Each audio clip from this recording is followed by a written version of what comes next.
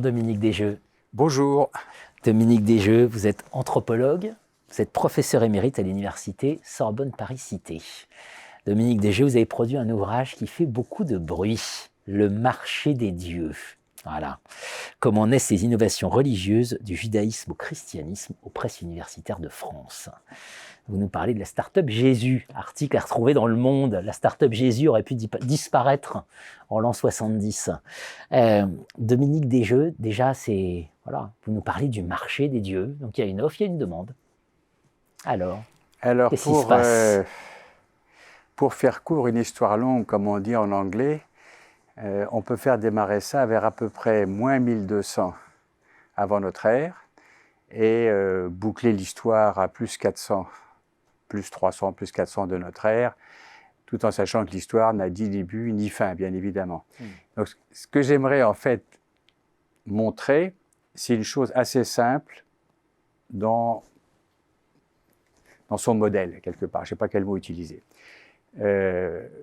Je cherche toujours, quand je travaille sur les innovations, quels sont les événements déclencheurs du changement et du processus d'innovation, de changement ou de décision qui va suivre.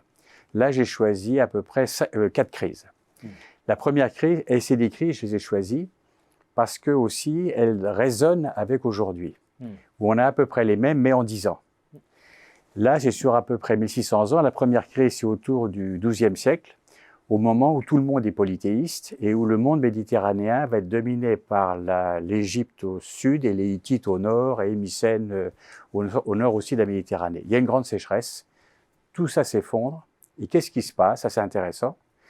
L'économie du cuivre, qui était centrée sur la Grèce, va se déplacer vers le sud de ce qu'on appellera Israël aujourd'hui et sera contrôlée par des forgerons qu'on appelle les Kénites. Ces Kénites deviennent très riches et ils ont un dieu qui s'appelle Yahvé.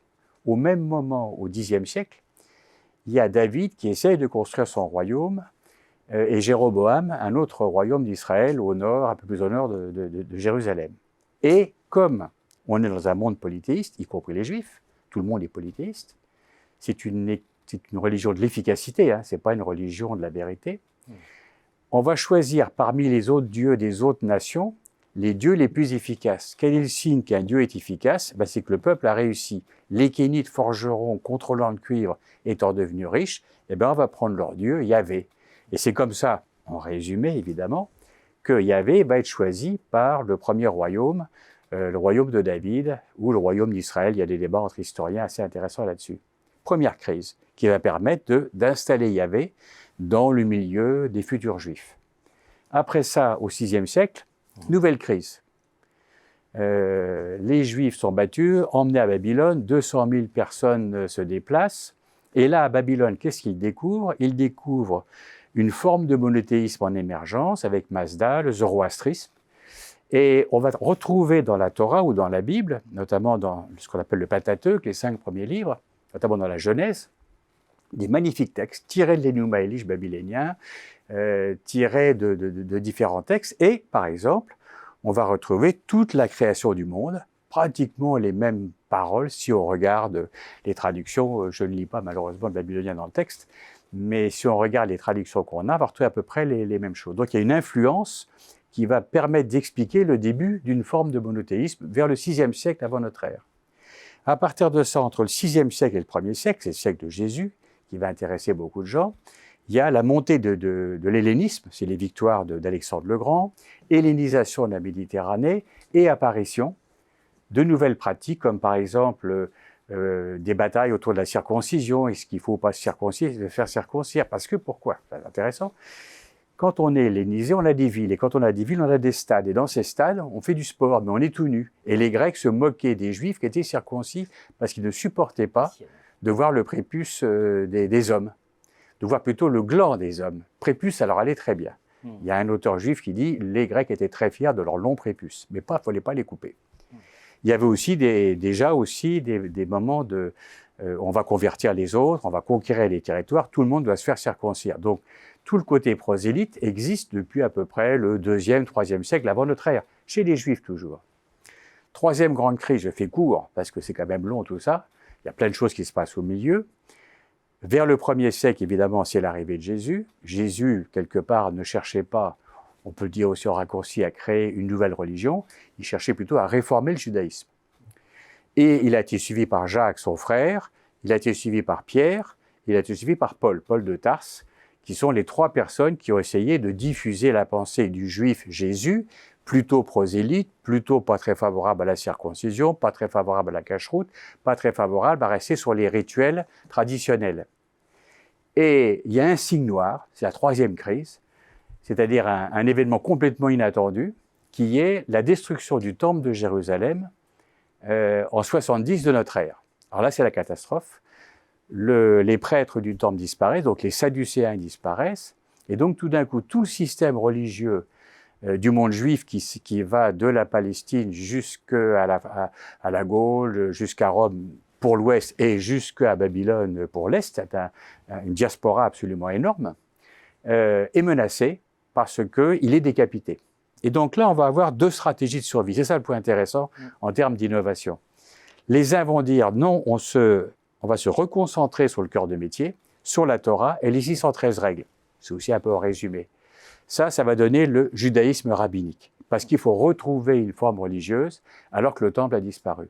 Les autres disent, si on fait ça, on va disparaître. Donc il faut au contraire s'ouvrir, mais pour s'ouvrir, je fais ça de façon un peu humoristique, notre produit n'est pas vendable.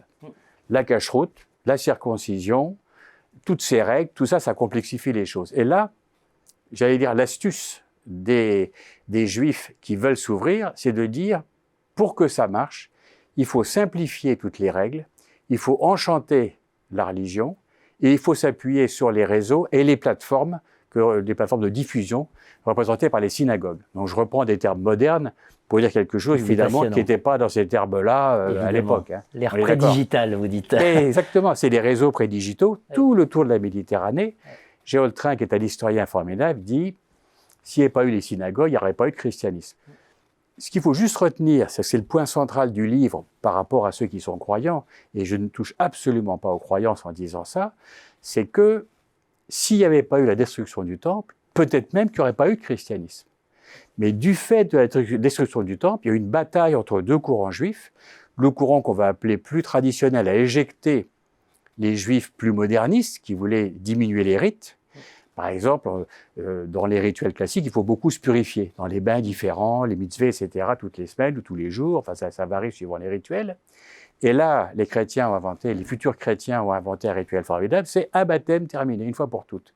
Vous remplacez un tas de contraintes de la vie quotidienne par des pratiques qui simplifient la vie, qui font baisser la charge mentale, et en plus vous l'enchantez avec la vie éternelle.